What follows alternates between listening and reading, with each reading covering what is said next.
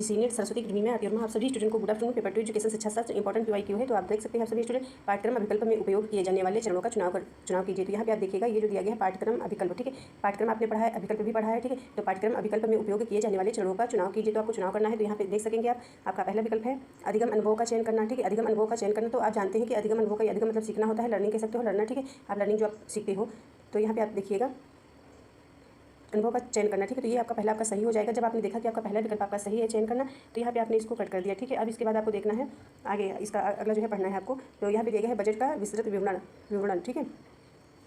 तो ये नहीं समझ में आ रहा, ठीक है। और इसके बाद उद्देश्यों का निर्धारण, तो उद्देश्यों का निर्धारण भी करेंगे। जब पाठ्यक्रम आप जो विकल्प तैयार करेंगे, मतलब मॉडल तैयार करेंगे डिजाइन, ठीक है, तब आप जो है इसको क्या करेंगे, डिजाइन करेंगे। तो उद्देश्यों का तो निर्धारण करेंगे ना, तो ये भी आपका सही हो जाएगा, ठीक है। ये जब आपका सी विकल्प सही हो जाएगा तो आंसर आपका ये सही हो जाएगा, ठीक है। ये सी आपका सही हो जाएगा।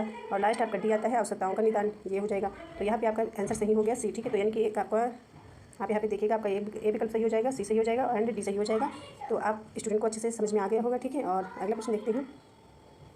अगला प्रश्न है पाठ्यक्रम नियोजन, ठीक है। वहाँ पे आपका जो आपने पहला प्रश्न जो आपने पढ़ा तो पाठ्यक्रम अभिकल्प पढ़ा था, ये आप पढ़ रहे हैं पाठ्यक्रम नियोजन, ठीक है। आपने पाठ्यक्रम भी पढ़ा है, नियोजन भी पढ़ा है, मतलब अलग क्या कहते हैं डिफरेंस के तौर पे भी पढ़ा है। पाठ्यक्रम पढ़ा है, नियोजन पढ़ा है और पाठ्यक्रम नियोजन दोनों एक साथ भी पढ़ा है, ठीक है। तो आप सभी स्टूडेंट को कन्फ्यूजन नहीं होना चाहिए, ठीक है।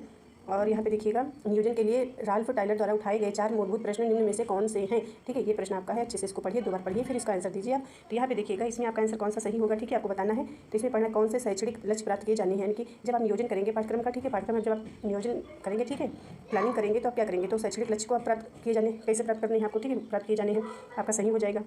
इसके बाद आप जो है पढ़िएगा बी विकल्प लक्ष्य प्राप्त करने के लिए कौन से निर्देशात्मक सामग्री की आवश्यकता है। सी विकल्प देखिए विधियों और रणनीतियों को कैसे संगठित किया जाना चाहिए, ठीक है। अगला है डी लक्ष्यों की प्राप्ति का मूल्यांकन कैसे होगा। और ई है आपका लक्ष्य प्राप्त करने के लिए कौन से अधिगम अनुभव का जो है अनुभव उपलब्ध कराए जाने हैं। तो इसमें आपका जो है कौन से विकल्प सही हो जाएंगे, तो इसमें आपको बताना है, ठीक है। तो इसमें एक आपका सी सही हो जाएगा और एक आपका जो है डी सही हो जाएगा और एक ई सही हो जाएगा। तो यहाँ पे आपने देखा कौन से इसमें जो लक्ष्य, पहले आप लक्ष्य प्राप्त करेंगे, ठीक है। इसके बाद सी विधियों और रणनीतियों को कैसे संगठित किया जाए, इसको तैयार करेंगे, ठीक है। इसके बाद जो है लक्ष्यों को प्राप्ति का मूल्यांकन कैसे होगा, इसको ध्यान रखेंगे। इसके बाद लक्ष्य प्राप्त करने के लिए कौन से अधिगम अनुभव उपलब्ध कराए जाने हैं, ये चीज़ें, इसमें आपका बी विकल्प आपका सही हो जाएगा यहाँ पे, ठीक है, देख सकेंगे आप।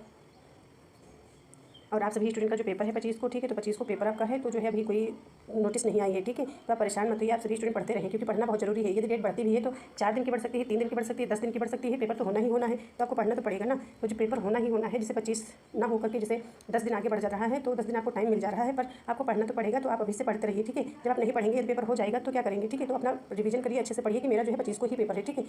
Thank you.